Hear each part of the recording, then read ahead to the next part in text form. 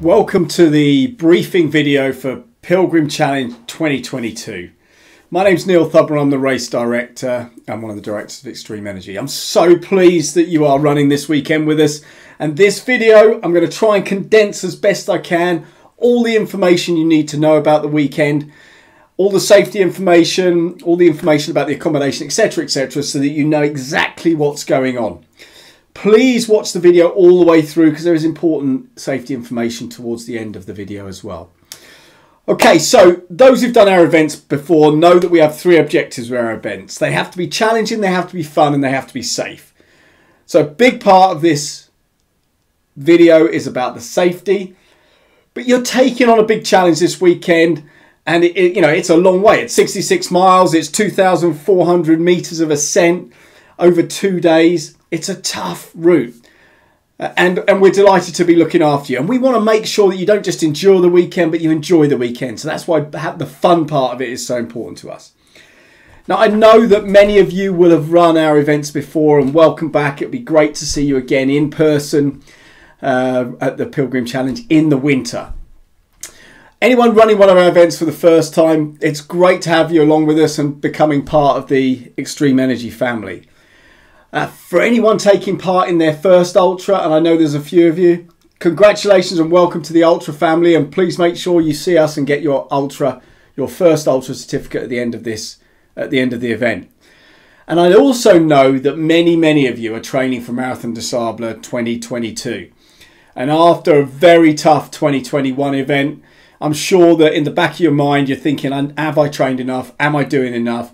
And certainly these 2 days running for those distances back to back, especially if you're wearing your kit that you're going to use in the event, is brilliant training for the event, which is why so many of you will be there, I know. And also our speakers on Saturday night will help you understand some of the challenges from last year and what they learned and what they could share with you to help you be more successful in your event this year.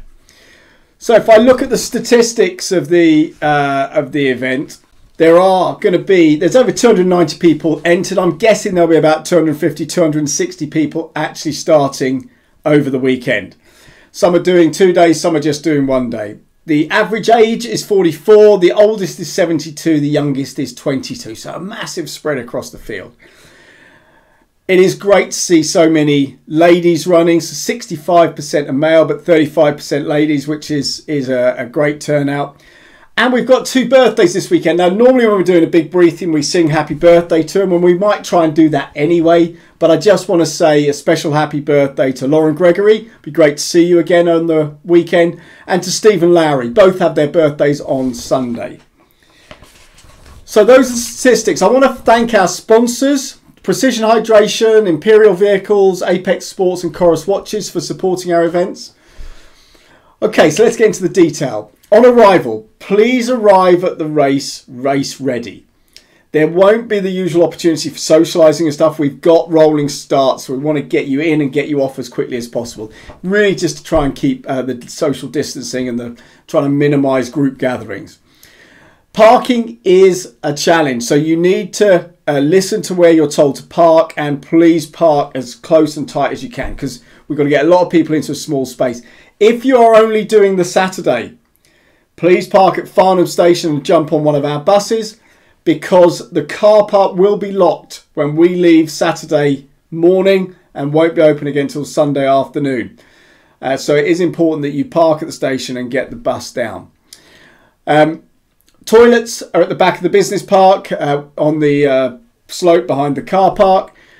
And there'll be a big luggage truck in front of the marquee where you can, when you arrive, you can put your overnight bags on there or the bags you want us to take to the finish. So when you're ready to go, basically you just come, if you've got your number, which you should have had sent out to you, if you haven't, then just go to the information desk and pick up a number.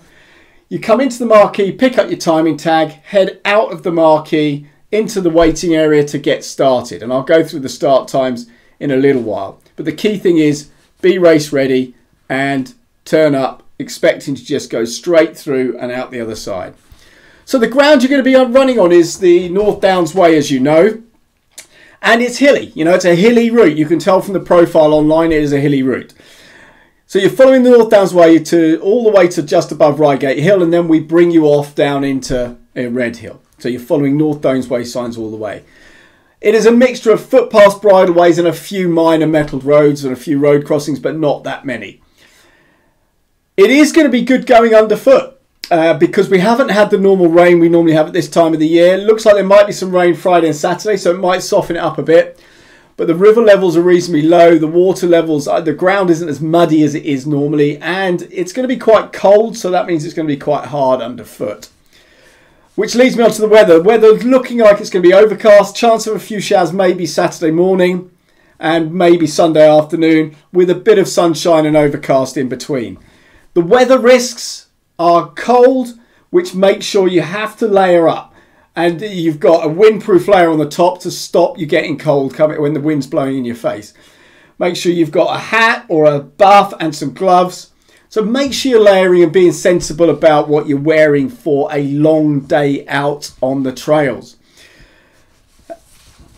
Dehydration is also a risk. So again, make sure you're hydrating all the way between the aid stations and filling up at the aid stations. If you're turning up at the aid stations with full water bottles, you're probably not hydrating enough. Okay, the race format, it is a straight timed run. You go through the race arch, your time will start and your tag will flash. You then go through the various checkpoints and there'll be points at those where you go through and it'll make your tag flash. So we know where you are, and that gets beamed up to the web so that you can people who are tracking you can see when you went through the last checkpoint. And then when you go through the finish arch, same thing, your tag will flash. So there are different timing slots for different pace people. So it's a rolling start, and we'd like to ask walkers to start between 8 and 8:30, please. And walkers' estimated time should be around 11 to 12 hours for the day. 8:30 to 9 o'clock are the walk runners. So your estimated time is probably going to be around 9 to 11 hours, 8, 9, 10, 11 hours. And then 9 to 9:30 will be the run walkers. So you're running on the flats, walking the hills maybe. So your finish times will be the 6 to 9 hour mark. And then 9:30, we're going to have a mini mass start for the elites and those who want to compete for a main prize, like the male overall, the female overall, the second male, second female, etc. And those are people I'd expect to be completing under 6 hours. So please try and make sure you start in one of the half hour that's allocated to you. You can go off at any time during that half hour. And obviously, if you're late, don't worry. We'll just set you off when you're ready. We like to set the fastest off last because it creates a great atmosphere on the trail. So it is important. As people are overtaking you, you're encouraging them. And as you're overtaking people, you're giving them encouragement. So please do talk to each other as you're going along. Route information and hazards. Okay, route marking. Let me talk about that for a minute. So you're following the North Downs Way signs, which are finger posts, which have an acorn on them, say North Downs Way on them, in black writing, typically on the brown background. You will also see plastic discs with arrows on, which say North Downs Way around the outside. You might also see some NDW type signs as well. What we're going to do is we're going to put some orange ribbon around the top of any North Downs Way signs to help draw your attention to it. So you might see orange tape. You might see some red and white tape as well, where there are sections where we're not sure, the markings aren't as clear. And you might see some of our arrows as well en route. You will see some big arrows, which are our arrows near the start and near the finish, and a couple of places en route. But in general, make sure you're following the North Downs Way signs. That's the key. It is a well-marked route. We're putting more markings out than we normally do. The first 10 years we run this, we didn't put any markings out. And people just follow the North Downs Way. Now we're adding a few more markings just to make it a bit easy. But we don't want you to be lazy and not spotting the signs. There are roads you need to cross. So be cautious crossing those roads. It is important that you look both ways, that you are your own safety. You know, we clearly can't marshal the 30 roads or something that you're crossing. So you need to make sure you are being cautious as you go over the roads. When you go past the checkpoint 2 on day 1 and just at the bottom of Box Hill on day 2, you will be coming to the dual carriageway, which goes from Dorking. It is very important that you do not cross over the dual carriageway. You turn left when you come down on day one, past the vineyard. You turn left along the dual carriageway till you get to the underpass, under the underpass and along the other side. It is dangerous to cross that, and if we catch anyone crossing it, you will be disqualified from the event. So please make sure, and you're also cheating because you're cutting about half a mile off the actual route. You will see people running the other side. Do not be tempted to go over the road and join them. Go along under the underpass and then carry on along the North Downs Way. When you get to the Stepping Stones bridge crossing of the Mole River, the bridge is out this year. So you're going to use the stepping stones, which we don't normally do. But as the weather conditions are good, as the river is low, you can use the stepping stones this year from the Stepping Stones car park. There are other path users out, and it will be busy in some areas like Box Hill. So please be courteous and of the path users. You don't have sole use. We don't have sole use of the route. So you'll have path walkers out, you'll have dog walkers, you'll have bikes, you'll have horse riders. Share the route with everyone and don't be rude or don't push past anyone, please. Be cautious on slippery surfaces. There will be sections that are very slippery, so please be careful. Be careful of roots and rocks and any wooden steps and stiles because they'll be slippery. If you come across any livestock, which we're not aware of at the moment because along the route we don't normally have livestock this time of year, but if you do come across any livestock and they're right in the middle of your path, please just go round them. Don't try and force your way through them. And barbed wire, be careful of barbed wire and any steep descents as well. So, don't grab onto the railings or whatever, but just be cautious and follow the country code, no littering, and please close gates. Okay, there are 4 aid stations out there which are fully stocked with water and food. You need your own cup for the checkpoints. We don't provide any cups anymore, and there will be a mixture, and there will be a hot drinks at one of the checkpoints. So make sure you've got your own cup. They're roughly between 5 and 10 miles apart throughout the day. As you're approaching checkpoint 3 on day 1 and checkpoint 1 on day 2, you are being directed off the North Downs Way for about 500 metres. So follow our signs, take you down to the checkpoint, and then you can run back up and join the North Downs Way. It's important you don't miss that checkpoint. When you get to an aid station, follow the instructions of the staff. Okay, they won't have masses of people on the checkpoints. They will control as you're coming in, and please just be mindful of the fact that people in front of you filling up their water bottles and so on first. We will do everything we can to get you through the aid stations as fast as we can, as we always do. And it's normally a special event at every aid station. There will be a box where you can get your tag. Your tag flashes as you go past it to record your time. Okay, supporters at checkpoints, please, we're not going to allow that this year because it's just not enough room, and we also need to be mindful of COVID and mindful of other users. So there are loads of places for supporters to watch the event, so please encourage your supporters to go to other places like Newlands Corner, for instance, where they can watch you rather than to our checkpoints. Okay, safety, actions on, injury. The medics will be out on the course and at the finish, and their contact details are on the welcome letter that was sent out, and they will also be at the start for you to photograph, so you've got the details. We have 3 levels of what to do in the situation where there's a medical emergency. Try to get to a checkpoint where we can patch you up and carry on, or we can recover you. If you can't get to a checkpoint, call us, tell another competitor, let us know what's going on, use what 3 words to tell us where you are so we can find you. If it's a serious medical incident, someone knocked down or someone collapses, dial 999 first. The emergency services work with our medical team to coordinate the incident.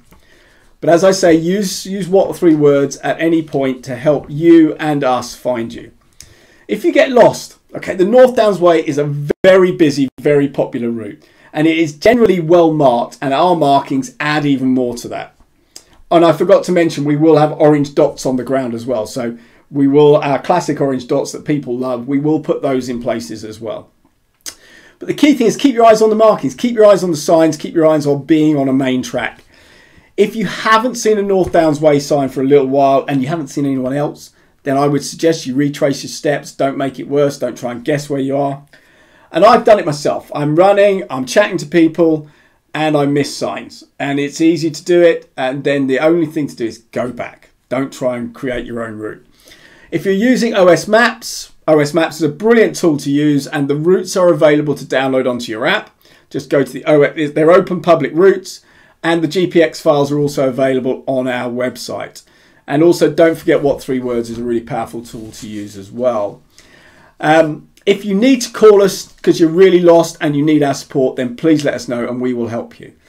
If you need to withdraw, only withdraw at an aid station, please. Don't withdraw anywhere else. We don't want to be trying to track you down later on in the day. We need to know where you are at all times.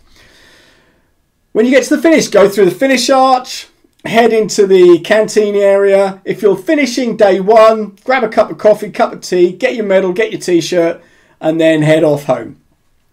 If there won't be any prize givings throughout the first day, and on the second day I will find people who've won prizes and give them their prize rather than do a prize giving, purely for avoiding getting everyone together. Your bags will be in the main canteen area. Find your bag, and then if you're going to a hotel, the minibuses will be working regularly to take you to hotels.